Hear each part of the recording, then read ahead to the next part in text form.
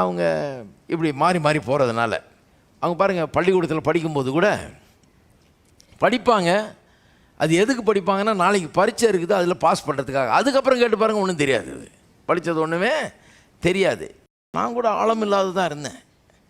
அப்படியே போயிருந்தேன்னு வைங்க, ஒன்றும் உருப்பட்டுருக்கவே மாட்டேன். நான் ஒன்றும் எந்த வேலைகள் ஆயக்கப்பட்டிருக்க மாட்டேன் பாருங்கள். ஆனால் என் வாழ்க்கையில் ஒரு பெரிய மாற்றம் ஏற்பட்டது. ஒரு ஆழமுள்ளவனாக மாறக்கூடிய ஒரு காலம் வந்தது. இப்போ ஆழமாக போகிறதுனால தான் அதனுடைய பலனை என்னுடைய வாழ்க்கையில் பார்க்குறேன். அதனால மற்றவர்களும் இன்றைக்கு பலன் அடைய முடிகிறது. அப்போ பாருங்கள், இன்றைக்கி படிக்கிறது உண்மையாகவே நான் போதிக்கணும்னு படிக்கிறது இல்லை, நான் புரிஞ்சுக்கணும்னு படிக்கிறேன், நான் அறிஞ்சிக்கணும்னு படிக்கிறேன். ஏன்னா எவ்வளோ படிக்கணுமோ அதை கணக்கு போட்டு படிக்கிறது இல்லை. இவ்வளோ படித்தா போதும், 35 மார்க் வாங்கினா பாஸு. முன்னே அப்படி கால்குலேட் பண்ணுவேன். World War I, World War IIனா 1 or 2 coin போட்டு பார்த்துடுறது. ரெண்டுத்தை படித்து என்னத்துக்கு டைமை வேஸ்ட் பண்ணாலும் 1 படிச்சுட்டு போவோம். 2 படிக்கிறது எங்கே டைம் இருக்குது? ஒரு நைட்டு தான் இருக்குது. அதனால் 1 படிச்சுட்டு போகிறது, இன்னொன்று கத்துற இடத்துல ஒப்படைச்சிடுறது.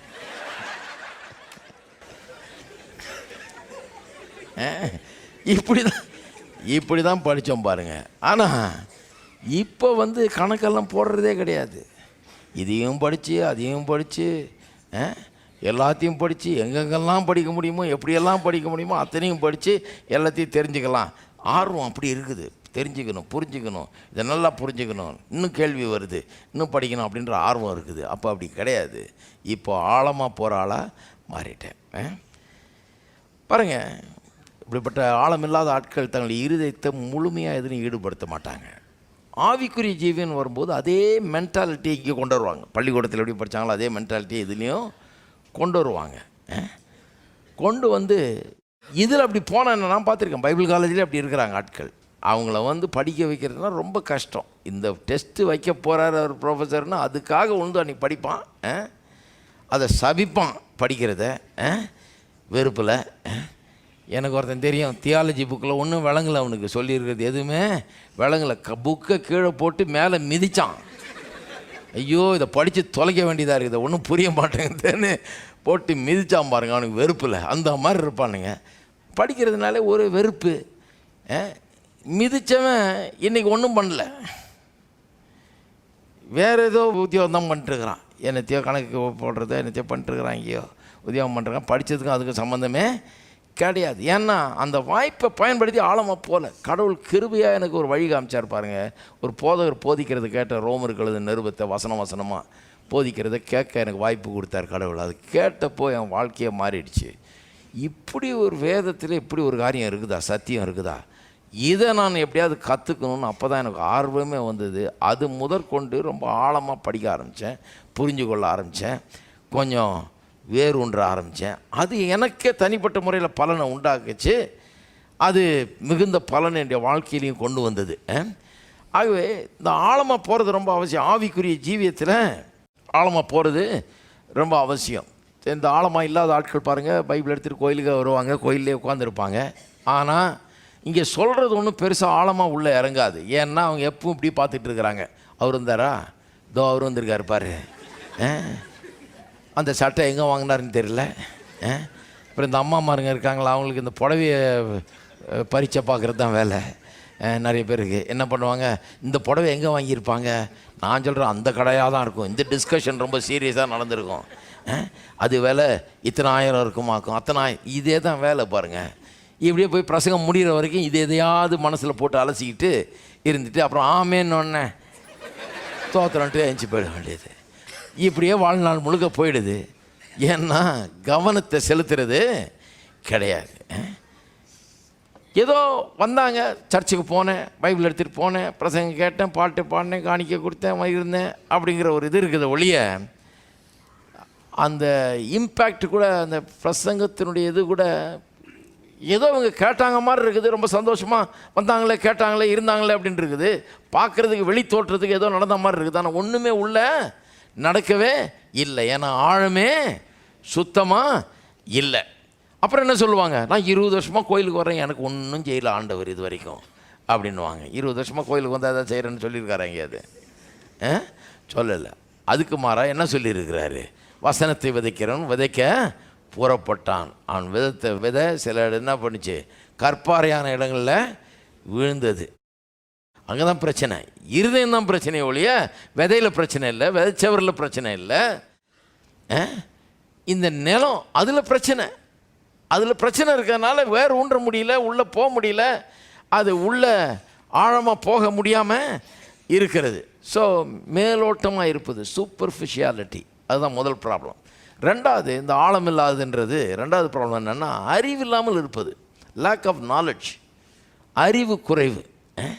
அறிவை வளர்த்துக்கிறதே கிடையாது. கூட்டத்துக்கு போவாங்க, ஒரே உற்சாகமாக இருப்பாங்க, எல்லாம் பண்ணுவாங்க, பாட்டு கேட்பாங்க, அதில் பிடிக்கும், இது பிடிக்கும், அது பிடிக்கும்.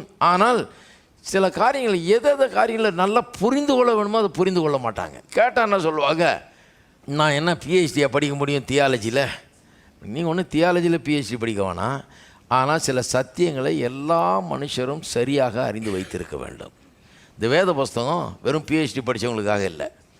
இது வெறும் தியோலாஜியன்ஸ் வாஸ்து இதை டைசெக்ட் பண்ணுறதுக்காக இது எழுதப்படவில்லை. இது உங்களையும் என்னையும் போல சாதாரண மனுஷர்கள், கிராமத்தில் வாழ்கிற மனுஷர்கள் கூட வாசித்து இதை புரிந்து கொண்டு, இதை அறிந்து கொண்டு, இதை நடைமுறைப்படுத்துவதற்காக எழுதப்பட்ட காரியங்கள். லாங்குவேஜ் எல்லாம் பார்த்திங்கன்னா அப்படி தான் இருக்குது பாருங்கள். ரொம்ப சிம்பிளாக அழகாக சொல்லியிருக்குது காரியங்கள்லாம். ஏனென்று சொன்னால் இதெல்லாம் நாம் புரிந்து கொள்ள வேண்டும் என்று தேவன் இங்கே வைத்திருக்கிற காரியங்கள். இதெல்லாம் எனக்கு புரியாது, எனக்கு விளங்காதுன்னு சொல்கிறது தப்பு. யாராவது சொன்னாலும் நம்பாதீங்க. உங்களுக்கு விளங்கணும், புரியணும். சில காரியங்கள்லாம் புரிந்தே ஆகணும். புரியக்கூடிய காரியங்கள்லாம் புரிந்து கொள்வது மிகவும் அவசியம். உதாரணத்துக்கு, தேவன் யார், நம்முடைய பரலோக பிதா எப்படிப்பட்டவர், you must know God the Father. இதை பற்றிலாம் பிரசங்கம் பண்ணியிருக்கேன் பாருங்கள். ஒரு 20-25 பிரசங்கம் பண்ணியிருக்கேன். பிதாவாகிய தேவன்னா யார், அவர் எப்படிப்பட்ட, அவருடைய குணாதிசயங்கள் என்ன, அவர் எப்படி நம்மோட நடந்துக்கிறார், எப்படி நம்மளை நேசிக்கிறார், இதை பற்றிலாம் நான் பிரசங்கம் பண்ணியிருக்கேன். நோயிங் ஜீசஸ் கிரைஸ்ட், இயேசு கிறிஸ்துவை அறிந்து கொள். இயேசு கிறிஸ்துனா யார், அவரை பற்றிய காரியங்கள் இதெல்லாம் போதிச்சிருக்கிறேன் விவரமாக.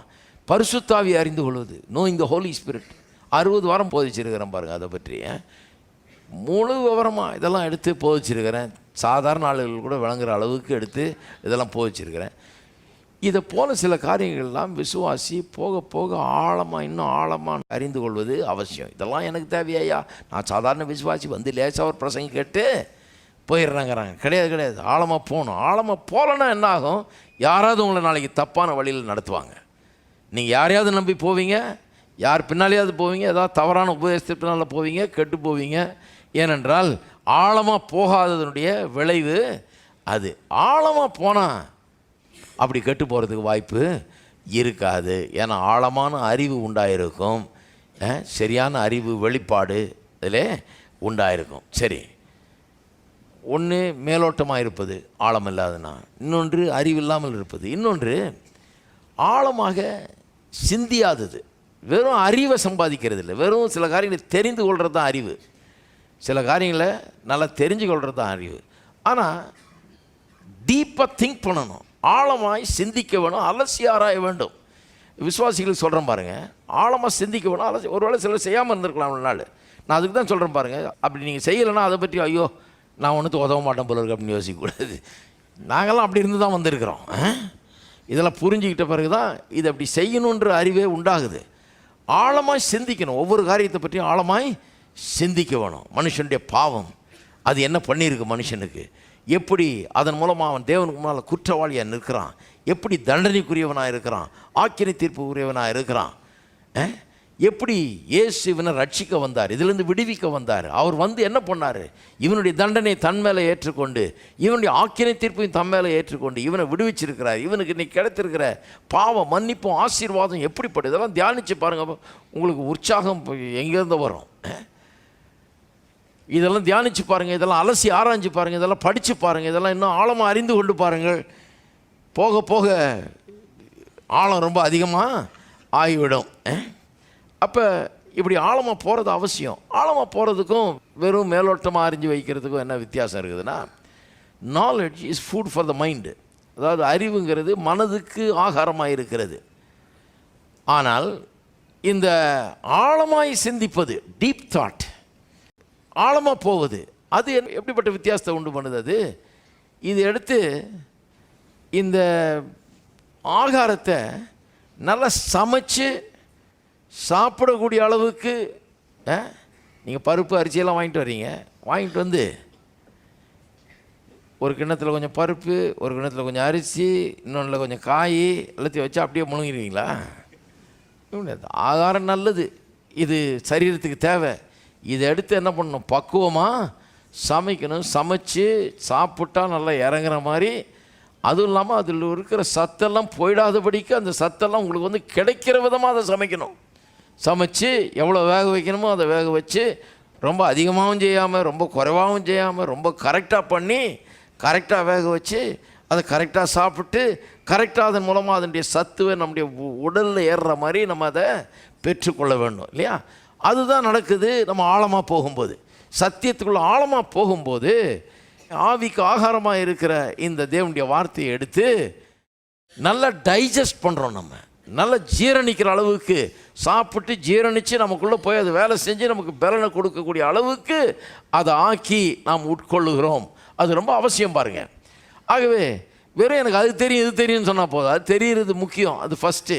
ஆனால் அதை காட்டிலும் போய் இன்னும் ஆழமாக அதை டைஜஸ்ட் பண்ண வேண்டியது அவசியமாக இருக்கிறது. இன்னொன்று, ஆழமான உணர்வு, ஒரு இமோஷனல் டைப் இருக்கணும் உங்களுக்கும் ஆண்டவருக்கும் ஆண்டவருடைய வார்த்தைக்கும். பாருங்கள், இமோஷன் இல்லாமல் மனுஷன் இல்லை. இமோஷன் எல்லாத்துலேயும் காட்டுறோம். இமோஷன் ஒரு காரியத்துக்கு அடையாளமாக இருக்குது. எவ்வளோ அதிகமாக அந்த காரியத்தில் நம்ம ஈடுபாடு வைத்திருக்கிறோன்றதுக்கு நம்முடைய இமோஷன் ஒரு அடையாளமாக இருக்கிறது. கடவுள் அப்படி உண்டாக்கியிருக்கார் மனுஷனை. கிரிக்கெட் ரொம்ப பிடிச்ச ஒரு பையனை பாருங்கள், ஆனால் கிரிக்கெட்டு மைதானம் பக்கம் கூப்பிட்டு போயிட்டீங்கனாலே அவன் முகமெல்லாம் மலர்ந்துடும். ஆளே பிரைட் ஆகிடுவான், சத்தம் அதிகமாகும், ஊன்னு ஒரே எக்ஸைட்டடாக பேசிகிட்டு வருவான். பார்த்துருக்கீங்களாங்களே இந்த பசங்களை? உள்ளே போய் உட்காந்தானோ அவனுக்கு உற்சாகம் தாளாது, எப்படா ஆரம்பிக்குன்னு. முதல் பால் அவன் லொட்டுன்னு வச்சுருப்பான், இவன் ஓடு கற்றுவான். இவன் ஒன்றும் பெருசாக அடிக்கலை, ஆனால் பெருசாக அடித்தா என்ன பண்ணுவான், எகிரி கூச்சறான், சீட்டை விட்டு கத்தி சத்தம் போட்டு கூச்சல் போட்டு ஒரு சிக்ஸர் அடித்தா அவ்வளோதான், இவன் கூச்சிட்ருப்பான் 60 தடவை.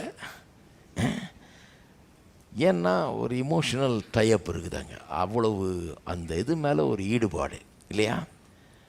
அப்போ கர்த்தருடைய வார்த்தை, கர்த்தர் இந்த காரியங்களில் ஈடுபாடு உள்ளவர்கள் அப்படிப்பட்ட ஒரு ஈடுபாடு இருக்க வேண்டும். அது ரொம்ப முக்கியம். பாருங்கள், நீங்கள் ரட்சிக்கப்படும் போது எப்படி ரட்சிக்கப்பட்டீங்க?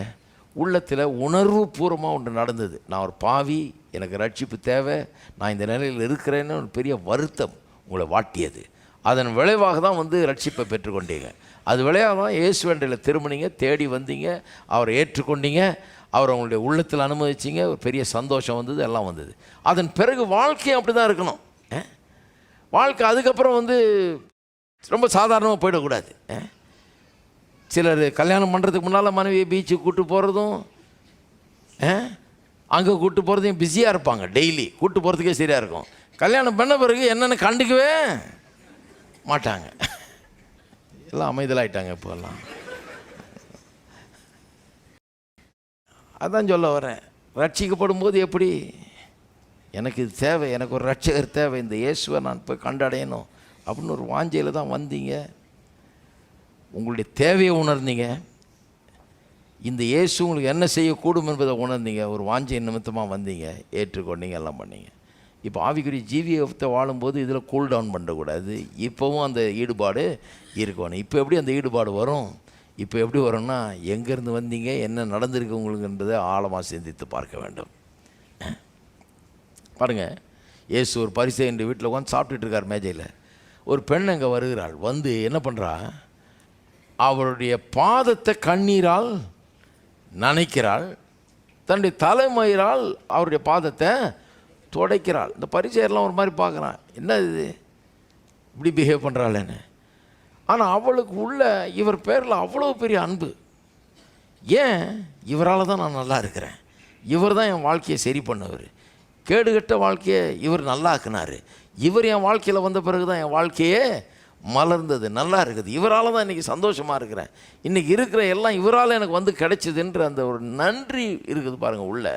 அந்த நன்றி பெருக்கெடுத்து வர்றதுனால தான் அவன் என்ன பண்ணுறா, தன்னுடைய கண்ணீரால் நினச்சி தலைமயிரால் அதை துடைக்கிறாள். ஏனென்றால் அவளுடைய அன்பை அவள் அவ்வாறு காட்டுகிறாள். அவள் அன்பை இமோஷனலாக காட்டுறா பாருங்கள். அந்த காரியம்தான் அவளுக்கு எவ்வளவு இதில் ஈடுபாடு இருக்கிறது என்பதை காட்டுகிறது. பரிசேயர்கள்லாம் அது புரியவே இல்லை பாருங்கள், அவங்களுக்கு அந்த இதே கிடையாது. ஏன்னா அவங்க எப்படி நினைக்கிறாங்க, நான் எப்போவுமே ஓகே, பரலோகத்தில் செலெக்ஷன் வச்சாங்கன்னா கண்டிப்பாக என்ன தான் ஃபஸ்ட்டு செலக்ட் பண்ணுவாங்க அப்படின்ற நினைப்பேன் அவனுக்கு. ஃபேரிசீனா தான் உங்களுக்கு சொல்லியிருக்கேன், ஹவு ஃபேர் ஐ சீன்ற ஆள் அவன். அவன் கண்ணாடிலே பார்த்துக்கிட்டு நான் எவ்வளோ அழகாக இருக்கேன் பார், என்ன மாதிரி யாராவது வருமா, இவ்வளோ பர்ஃபெக்டாக இருக்காது யாரும் அப்படிங்கிற ஆள் தான் ஃபேரிசி. அதனால் அவனுக்கு அந்த உணர்வே கிடையாது, நான் எவ்வளோ மோசமாக இருந்தேன், எவ்வளோ பெரிய பாவியாக இருந்தேன், எவ்வளோ இறக்கம் வச்சார், எவ்வளோ மன்னிச்சார். அதான் இயேசு சொல்கிறார், அதிகமாய் மன்னிக்கப்பட்டது அவர் அவளை அதிகமாய் நேசிக்கிறாள். அப்போ யோசித்து பார்த்துருக்கீங்களா நீங்கள், அது தியானம் பண்ணியிருக்கீங்களா? நான் யோசித்து பார்க்குறேன் சில நேரம், எப்படி இருந்தேன் இன்றைக்கி எப்படி இருக்கிறேன், எப்படி இருந்தேன் அப்படியே போயிருந்தேன்னா இந்நேரம் எப்படி ஆயிருப்பேன். இப்படி அவர் பண்ணது அவரால் தான், அவருடைய கிருபை, அவருடைய இரக்கம், அவருடைய தயவு, அவர் தான் என்னை இப்படி ஆக்கியிருக்கிறாரு. அவர்னால தான் நான் இன்றைக்கி இப்படி இருக்கிறேன், அவர்னால தான் நான் சந்தோஷமாக இருக்கிறேன், அவர்னால தான் நிறைவுள்ளவனாக இருக்கிறேன், பிரயோஜனமான ஒரு வாழ்க்கையை வாழ்ந்து கொண்டிருக்கிறேன். அவர் இல்லைனா வாழ்க்கையே சீரழிஞ்சிருக்கும். அதனால தான் எனக்கு பாட்டு நல்லா வருது. ஏன், நான் அவரை நினச்சி பார்க்குறேன், அவர் செய்த நன்மைகளை நினச்சி பார்க்குறேன், நான் எப்படி இருந்தேன்னு நினச்சி பார்க்குறேன், இன்றைக்கி எப்படி என்னை ஆக்கியிருக்கிறாருன்னு நினச்சி பார்க்குறேன். நன்றி உள்ளத்தில் வராமல் இருக்கவே முடியாது. அதனால தான் எனக்கு பிரசங்கம் வருது. ஏன்னா சில நேரத்தில் டயர்டாக இருக்குது, ஆனால் வருது எந்திரிச்சுன்னா, ஏன்னா எனக்கு உள்ளத்தில் நன்றி இருக்குது. இதை சொல்லி மாளாது பாருங்கள், அவ்வளோ பண்ணியிருக்கிறார் கர்த்தர். இவருடைய நாமத்தை பிரசங்கிப்பது என்பது ஒரு பெரிய பாக்கியம், ஒரு ஸ்லாக்கியம் இல்லைங்களா? அப்போ இதுதான் வித்தியாசம் பாருங்கள். அது என்னென்னா, உங்களை குற்றுயிராக கொலையுயிராக விட்டு போகிறாங்க, நீங்கள் அடித்து போட்டு போகிறாங்க தான் இப்படி கதை சொல்கிறார். நல்ல சமாரியன் கதைலாம் அப்படி தான் சொல்கிறார் இல்லையா?